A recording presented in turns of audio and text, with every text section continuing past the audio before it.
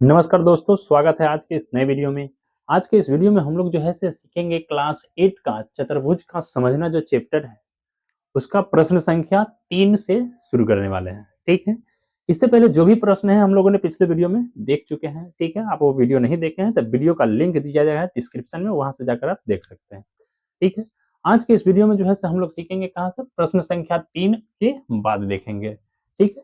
तो वीडियो को बहुत ही आसान तरीका से जो है हम इस प्रश्न को हल करने वाले हैं। वीडियो को पूरे ध्यान से और लास्ट तक बने रहिए, ठीक है? आइए शुरू करते हैं। देखिए, प्रश्न बोला है 1 नंबर में क्या एक चतुर्भुज एबीसीडी समांतर चतुर्भुज हो सकता है यदि उसका कारण यहाँ पर दिया है, ठीक है?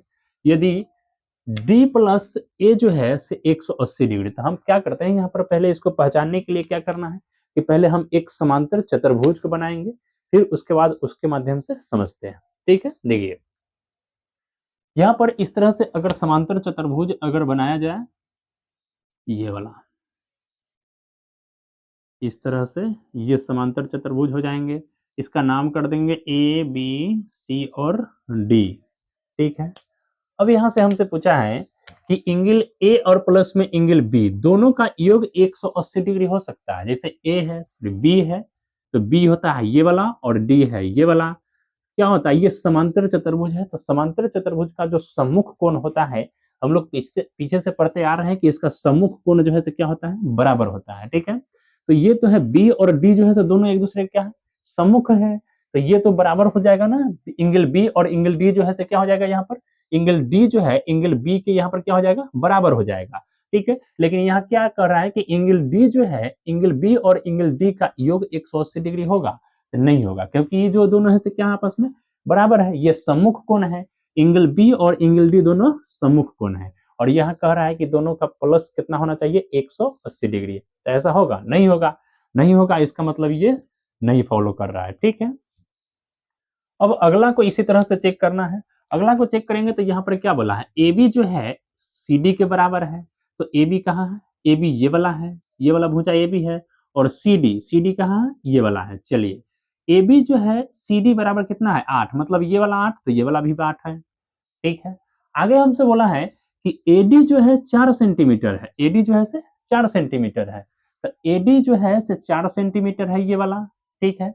और एडी 4 सेंटीमीटर है, और हमसे बीसी बीसी जो बोला है, यहाँ पर बीसी छूट गया। बीसी जो है 4 पॉइंट कितना है? 4 है। यानी एडी 4 सेंटीमीटर है और बीसी जो है यहाँ पर कितना है? 4.4, यानी ये वाला कितना है? 4.4। तो ये दोनों बराबर होगा? नहीं है, क्योंकि इसका समांतर चतुर्भुज है तो इसका सम्मुख भुजा और सम्मुख कोण दोनों बराबर होता है। जैसे कि यहाँ पर कोण दोनों बराबर हो गया होना चाहिए, और इसका सम्मुख भुजा भी बराबर होना चाहिए। जैसे कि ये वाला 8 है तो ये वाला भी 8, ये 4 है तो ये वाला भी 4 होना चाहिए, लेकिन ये कितना है? 4.4 है, ये कितना है? 4 है, तो ये दोनों बराबर नहीं है, मतलब ये भी फॉलो नहीं कर रहा, ठीक है? अब देखिए, समांतर चतुर्भुज होने के लिए इसमें से कोई 2 कारण अभी बता, कोई कारण जो है से संतुष्ट नहीं है, नहीं हो सकता है ऐसा। अगला है थर्ड नंबर में कि एंगल ए जो है से कितना है? 70 है, एंगल सी जो है से कितना है? 65 है। यानी कि एंगल ए जो है से कितना है यहाँ पर बोला है? ये वाला 70 है, तो एंगल सी भी 70 होना चाहिए ना, क्योंकि दोनों जो है से सम्मुख भुजा है, सामने-सामने वाला भुजा है, कोण है। ये सम्मुख कोण है तो एंगल ए बराबर यहाँ होना चाहिए एंगल सी, क्योंकि यहाँ एंगल ए का वैल्यू बोल रहा है 70 है और एंगल सी का वैल्यू बोल रहा है 65 है, तो ये कभी होगा? नहीं होगा, क्योंकि ये दोनों का मान कितना आना चाहिए? बराबर आना चाहिए, तभी जो है से ये फॉलो कर पाएगा। इसका मतलब ये भी जो है से नहीं कर रहा है, ठीक है? यानी कि यहाँ पर हम क्या कह सकते हैं कि एक समांतर चतुर्भुज एबीसीडी समांतर चतुर्भुज हो सकता है यदि ये सब बराबर हो, तो नहीं, ये समांतर चतुर्भुज नहीं हो सकता है, ठीक है? अगर इस नियम को फॉलो करना है तो ये जो है से समांतर चतुर्भुज नहीं होगा, ठीक है? तो इसका आंसर क्या हो जाएगा? नहीं हो जाएगा यहाँ पर। यह समांतर चतुर्भुज नहीं है, ठीक है? तो ऐसे करके इसको हल करना है। ठीक इसी तरह से जो है प्रश्न सेकंड वाला दिया गया है, फोर्थ नंबर, इसको देखिए। फोर्थ नंबर में हमको यहाँ से बोला है क्या कि एक चतुर्भुज की कच्ची आकृति खींचिए, ठीक है?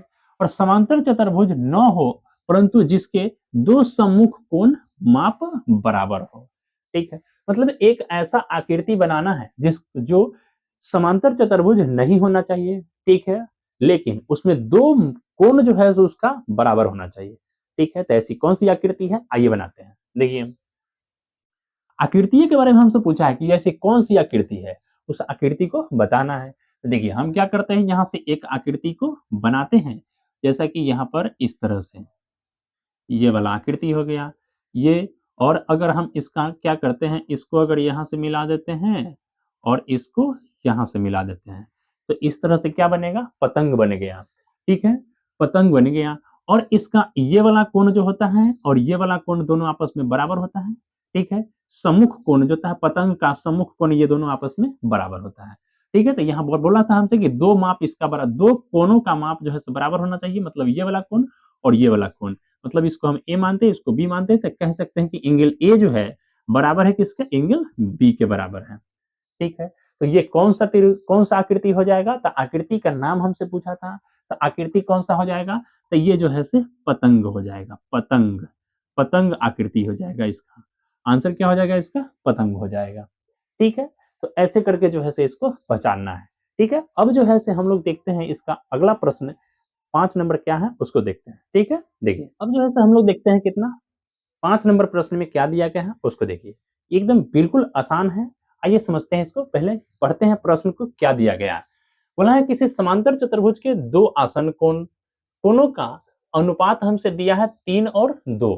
समांतर चतुर्भुज के सभी कोणों की माप हमको ज्ञात करना है। ठीक है, तो हम पहले यहाँ से क्या करते हैं, इसको समांतर चतुर्भुज को क्या करेंगे, बनाते हैं। ठीक है, उसके बाद जो है इसको समझेंगे। जैसा कि समांतर चतुर्भुज यहाँ पर इस तरह से होता है। ठीक है, इस आकृति हो गया इसका समांतर चतुर्भुज का, इसका नामकरण ए बी सी और इस तरह से डी हो जाएगा। ठीक है, अब इसमें से हमको दो अनुपात दिया है, दो अनुपात इसका दिया है, मतलब कि इस वाले कोण की और इस वाले कोण का दिया है कि यह 3:2 के रूप में है।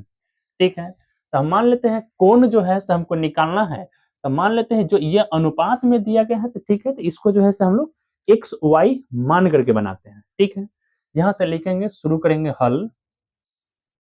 माना कोनों की माप जो हो जाएगा कितना, इसको मान लेते हैं ये 3x हो जाएगा, ये हो जाएगा 2x हो जाएगा। ठीक है, अब हम लोग जानते हैं कि ये जो कोण होता है, ये वाला कोण और ये वाला कोण दोनों आसन कोण होता है। ठीक है, तो इसका अगर आसन कोण है, मतलब ये दोनों कोणों का योग कितना हो जाएगा, 180 डिग्री हो जाएगा। मतलब angle A plus angle B बराबर लिख सकते हैं कितना, 180 डिग्री। कारण इसका लिख दीजिए, क्योंकि यह क्या कौन सा कोण है, आसन कोण है, आसन कोण हो जाएगा यहाँ से। ठीक है, क्योंकि दोनों जो है से नजदीक का एक ही रेखा के साथ बना है, इसलिए आसन कोण है, ये आसन कोणों का योग होता है 180 डिग्री।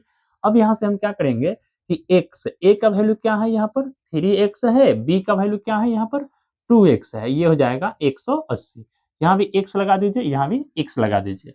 अब इसको करेंगे तो ये आ जाएगा 5x बराबर हो जाएगा 180, x बराबर हो जाएगा 180 बटे में 5। इससे इसको काटेंगे तो हमको लगता है ये 36 बार में घटेगा, यानी x बराबर यहाँ से कितना हो जाएगा, 36।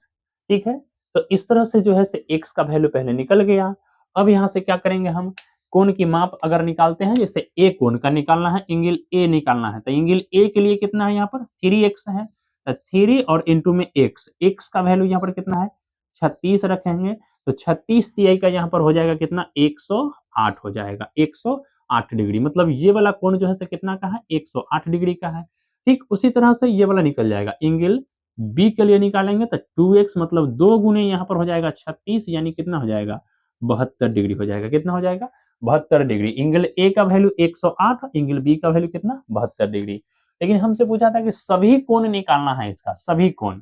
तब देखिए यहाँ पर जब दो कोण हमको पता चल गया है, तो यहाँ से सभी कोण निकल जाएगा। जैसे कि इस कोण का सम्मुख है ये वाला और इस कोण का सम्मुख है ये वाला, यानी कि एंगल ए बराबर है एंगल सी के, क्योंकि दोनों सम्मुख कोण है।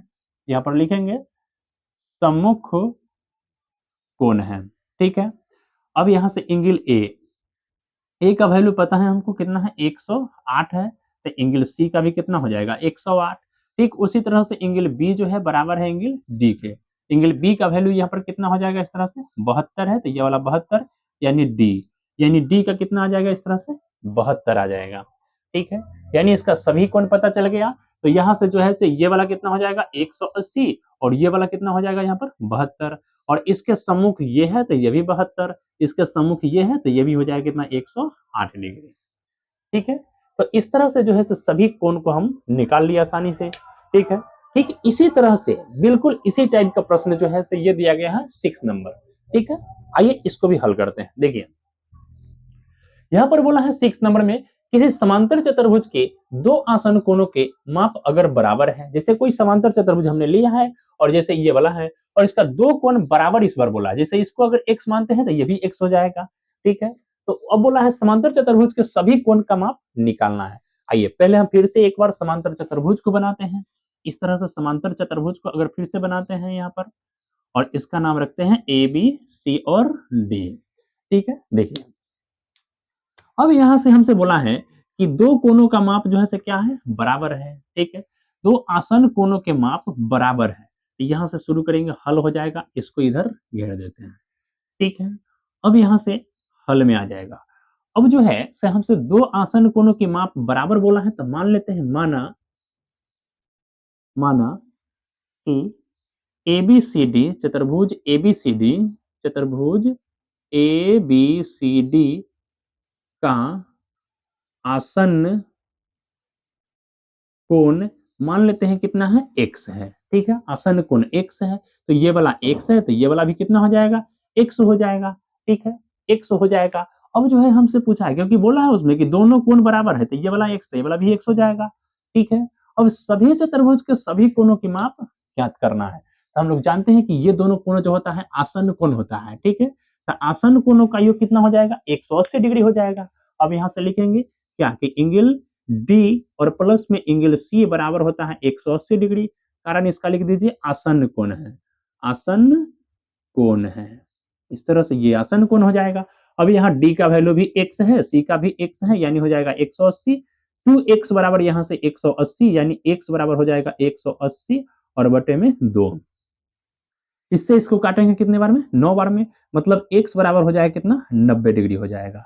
ठीक है, x का वैल्यू हमको पता चल गया। अब हमको पता होना चाहिए कि ये वाला अगर 90 है तो ये भी कितना हो जाएगा यहाँ पर 90, क्योंकि दोनों आसन कोण है और दोनों का दोनों कितना हो जाएगा, 90-90 हो जाएगा। ठीक है, इस तरह से देखिए अब हम ये वाला पता है कि ये C जब 90 है तो इसके सम्मुख में क्या है, A है, तो A भी कितना हो जाएगा 90, और D जब पता है 90 है तो इसके सम्मुख में कौन है, B है, मतलब A भी 90 हो जाएगा। यानी इस तरह से हम कह सकते हैं क्या कि एंगल डी जो है बराबर हो जाएगा किसके, एंगल बी के। तो एंगल डी बराबर कितना है, एंगल डी का वैल्यू यहाँ पर निकल के आया 90, यानी एंगल बी बराबर कितना हो जाएगा, 90 हो जाएगा। इसी तरह से एंगल सी जो है बराबर है एंगल ए के, तो एंगल सी का वैल्यू 90 है, तो एंगल ए भी कितना हो जाएगा, 90 हो जाएगा। इस तरह से सभी कोण जो है हमको निकल गया। ठीक है, बिल्कुल आसान प्रश्न जो है इसमें दिया गया। ठीक है, अब जो है हम इनको हल करना है। ठीक है, तो आगे का प्रश्न जो है हम लोग क्या करेंगे, अगले क्लास में देखेंगे। ठीक है, हाँ, तो आपको यहाँ तक वीडियो जो है कैसा लगा है, आप कमेंट करके जरूर बताइएगा। बाकी वीडियो अच्छा लगा तो वीडियो को लाइक कीजिए, शेयर कीजिए, और चैनल पर नए हैं तो चैनल को सब्सक्राइब कर लीजिएगा। ठीक है, मिलते हैं फिर इसी तरह का नेक्स्ट प्रश्न के साथ नेक्स्ट वीडियो में। तब तक के लिए वीडियो देखने के लिए थैंक यू।